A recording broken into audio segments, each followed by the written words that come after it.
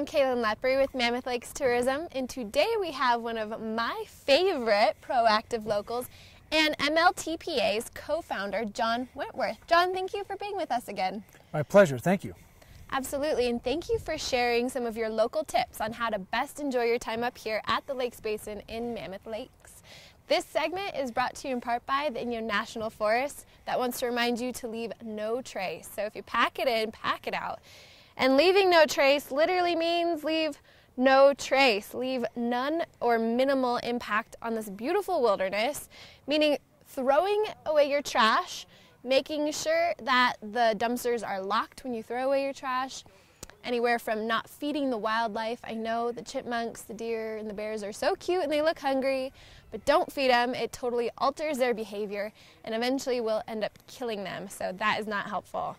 But speaking of wildlife, that is one of my favorite things about being up here at the Lakes Basin. Here at Lake Mary alone, I've seen 2 bald eagles before, which is incredible. And then I saw my first bear of the summer, which was really fun. I was driving up here with a girlfriend, and whether it's your first bear you've ever seen or if you're Steve Searles, I find it so exciting seeing all the wildlife. So that's one of my favorite things. But what about you? What's your favorite thing about being at the Lakes Basin? Well, it's summer here, Kalyn, so it's great just to be able to get on the hiking trails, get your paddle boarding in, your biking, your wildlife viewing, and to just watch all the change of seasons happening up at the Lakes Basin. It's really it's a unique place to be. It's so true. There's so much to do.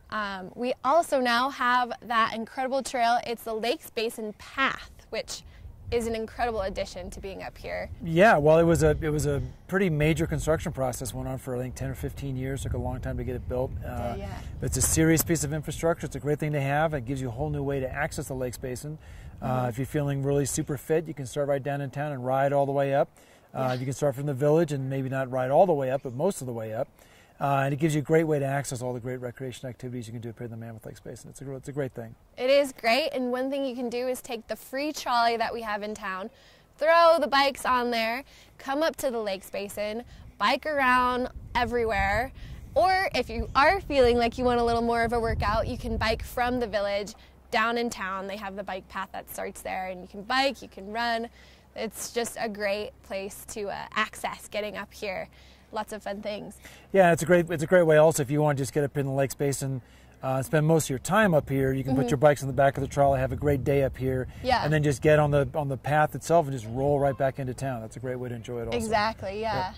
And so what for our viewers would be another great tip of, enjoying the Lakes Basin up here? Well, the classic things to do up here, of course, is hiking. And if you're just kind of new to the area, getting acclimatized, McLeod Lake is a nice little quarter-mile hike right back over that way at a horseshoe. That's a lot of fun. You can go over to Duck Pass, which is a big adventure. That's probably more of a kind of a full-day hike. Yeah. You can get up on the Mammoth Crest right over here out of Lake George, that skyline behind us. If you're feeling really adventurous, you can go up to hike up the top of Mammoth Mountain, which is that skyline ridge right behind us up there. That's a great, big, very strenuous but very spectacular hike. And of course, there's Hart Lake, which is right up over this way, which is kind of a half-day hike. But that's a great hike also. Family-friendly. Exactly. Yeah, McLeod is definitely one of my favorites. If I know I'm going to have a big day ahead of me and I just need to get outside, it's a quarter mile. You can run up it real quick, get outside, come back. If I have the day off, I'm always going to Duck Lake, which is a 10-mile round trip. Bring a picnic. It's a really fun day hike. And, we have awesome trails. We have great maps. Mammoth has invested in some insanely great maps for us, trailhead maps. And you can use your phone and the little, what is it called, a QR? A QR code. Yeah. So you can scan the QR code, and that's going to take you to mammothtrails.org, the website, which has got very detailed information, everything that goes on up here. We've really invested a lot in our signage and wayfinding system for all the trails and all the recreation amenities up here so that you're not going to get lost unless you want to. Yeah. The mammothtrails.org website is incredible for you guys to just check out now if you're on your computer, your smartphone, and you want to get a better idea of what you're looking for when you come up. That's a great place to start. Well, I think probably the best tip for folks coming up here is right when you're coming into town, the Mammoth Lakes Visitor Center, which is right on the way into town. Staffed by a very knowledgeable group of folks from the Forest Service and ESIA, and they can give you all the information you need, fire dangers, campground availability, bear stuff, wilderness permits.